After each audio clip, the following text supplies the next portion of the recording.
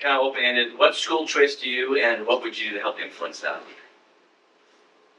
Okay, Jimmy, say that What again. school choice to you, and what would you do to help influence that? So with school choice, basically deciding, I mean, everybody should have the say of where they want to go and the amount they want to spend. It should be open for that. And, homeschooled or not, and spread it out. And then I think the most important thing is the competition. It breeds excellence. If we allow that, but if, how many federal organizations have we changed or modified or eliminated? Once we establish this monster, it's hard to step back. And so any steps we can make towards improving education is, substantial. That's what I'm passionate about.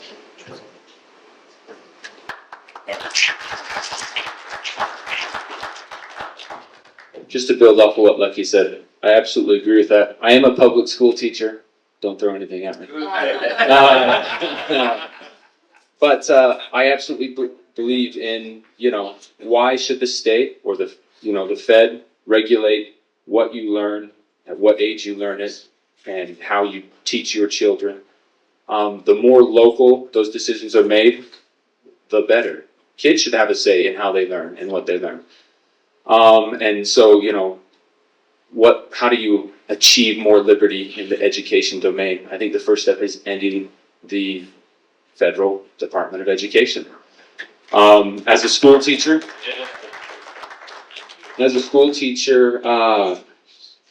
a lot of paperwork and things that I've had to fill out come from the federal department, and then things come from the state, and then the local school board, for the most part, is actually pretty helpful. And then like the local parent organizations and such. Just the other day, we were doing a lab in class, and we had some new equipment, and it was funded by a private parent network. I wrote a grant and got it funded. And so we put all these dollars into education, but, as Lucky said earlier, teachers don't have, where are those dollars, I mean, I'm very happy with my personal compensation as a teacher, but as far as like supplies and things for my classroom, that's pretty wanting. I get about $200 a year, and you can eat that up in pencils and markers really fast.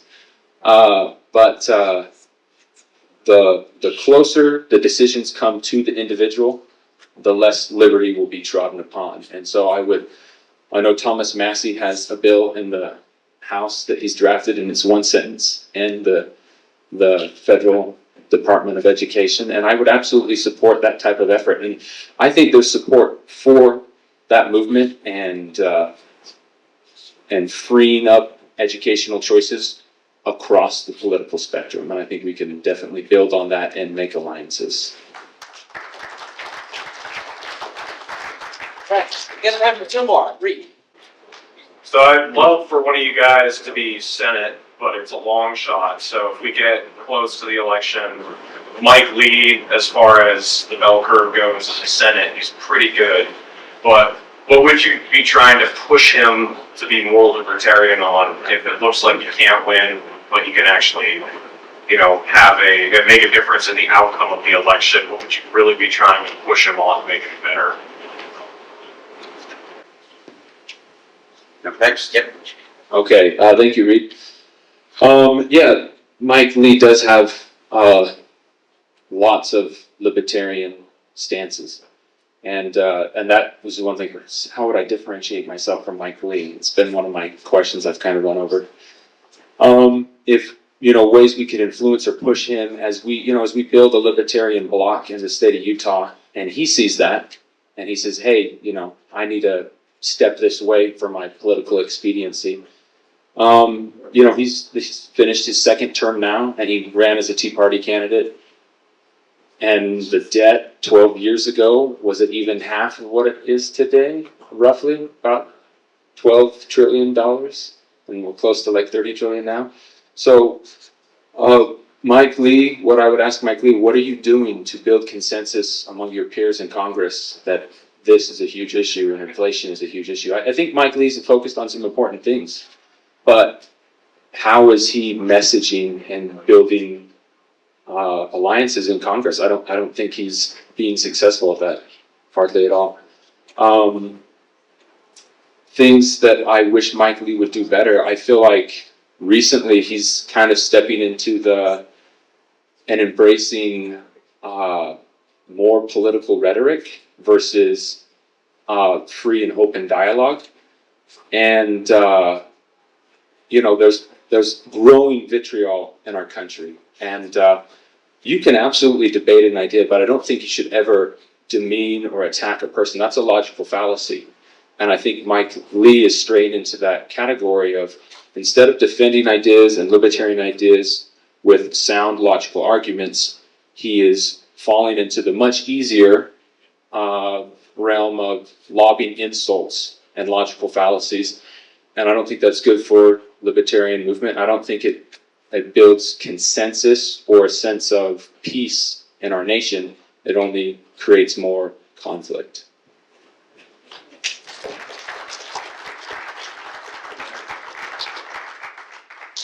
Reed, I appreciate you bringing that up because, I'm realistic. Mike Lee's got $7 million in his war chest and he's an incumbent. And worst case scenario, we build the brand. We as a Libertarian Party, we get more support and we grow. Best case scenario, we have a Libertarian senator. But not making that position, not winning the Senate, it's still going to open the doors with Mike Lee so we can have some leverage. This party's growing, and the way I would lean against them so hard against the military. I've got way too many dead friends and too many fellow soldiers that haven't been normal since they got back. And taking this seriously of what we're doing in these conflicts, it's devastating. Nobody wants to go to war when we've been there. And the fact that they take it so lightheartedly and they're just sending people to more conflicts, it devastates me. And that's why I'm here, and I want to fight against it and leverage it. And then the other thing is especially Mike Lee in the state of Utah, supporting the teachers. It's like if the teachers came and they said, I think a federal senator still has a lot of impact in the state. I don't think he's doing hardly anything in the state. He could still support bills, defend the guard. He could still leverage his friends and use his power to do things in the state more, instead of just kind of falling back and trying to do the best of what he thinks. Like, be a man and step up and make a difference here in Utah.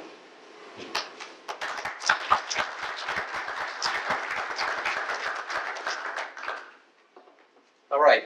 One more question? If not, yes, Ethan, and then we'll go to the closing argument. Yes. So if getting involved in conflicts overseas is a bad idea, that's a bad idea.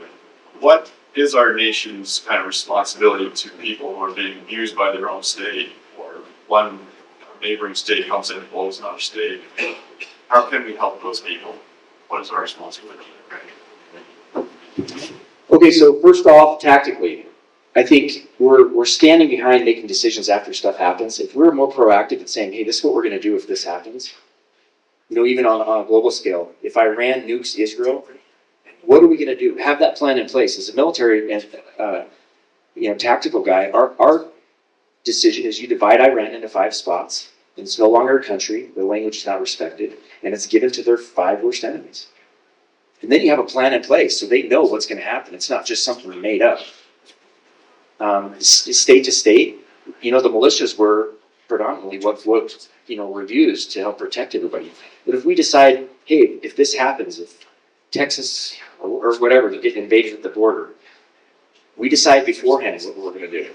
So we're not just reactionary. And that way we can have the support and the funding for it. It's not just made up and then you have a few people deciding for everybody. And then we get in all these disagreements. That's right.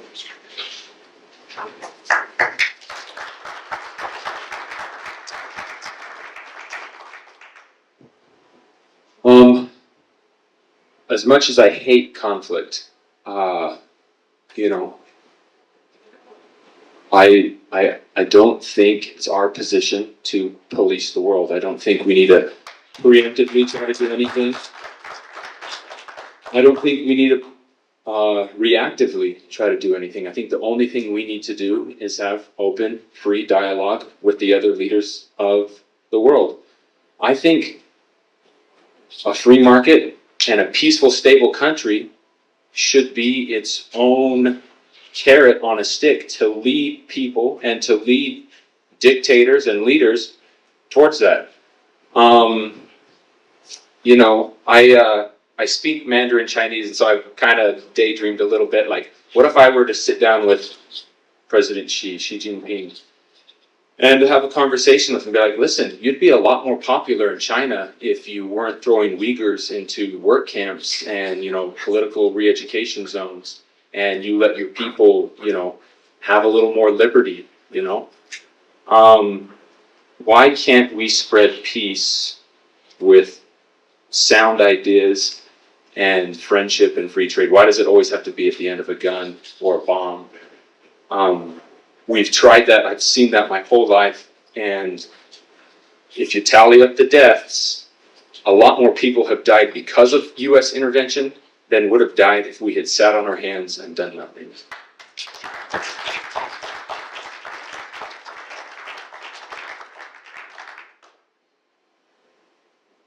All right. Thank you, gentlemen, for all that you've done. Thank you for putting yourself forward as candidates. We'll now ask for a closing statement from each of you, and we're asking you to keep it to 2 minutes. So if you would, Jimmy, I believe you're first, and then let people on. Just to close, folks, I'm super excited to run for U.S. Senate. I'm super excited this summer to get around the state and visit people and go to parades and get around and visit all the county parties that have been formed and the county parties that are forming. I know I've reached out a little bit and I haven't gotten around as much as I wanted to in the past month, but I am pretty swamped during the school year. But May 26th, when that last school bell rings, I'm going to be free all summer. And so I'm excited to help spread the ideas of liberty and to build a coalition and influence the choices that are being made in America, because I don't agree with those choices, and I know you don't either. And I feel strongly about this, and I'm excited to help move the Liberty campaign forward. Whether I'm the nominee or Lucky is the nominee, I'm super excited to continue to be involved at the state level and do great things for Utah and for the United States of America. Thank you.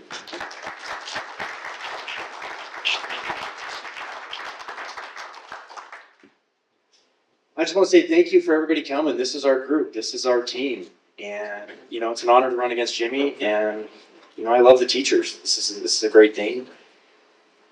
The lesson we learned in basic training when we went there, they take 50 soldiers and they put me through so much in the beginning. And what they establish is a hatred for the drill sergeant. And then they build you up, and then they bring you all together, and then you work as a team. And I feel like we're at the beginning stages of the Libertarian Party, really, where it's really starting to grow. And it's fun to develop that, and I'm excited to add my part. I've got some great things planned, and as far as the media dump, and the way that this works is if we all work together. So as your candidate, I would ask you to share and send these once the media dump starts happening. And then my message is I want to send a positive message and help grow this.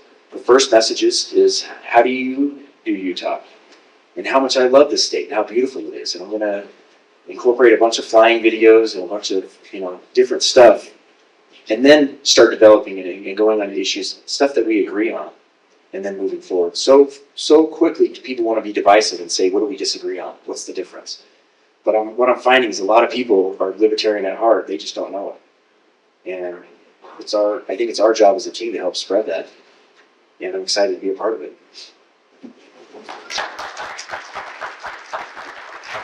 Have a round of applause for Jimmy Hansen, Lucky Bovo.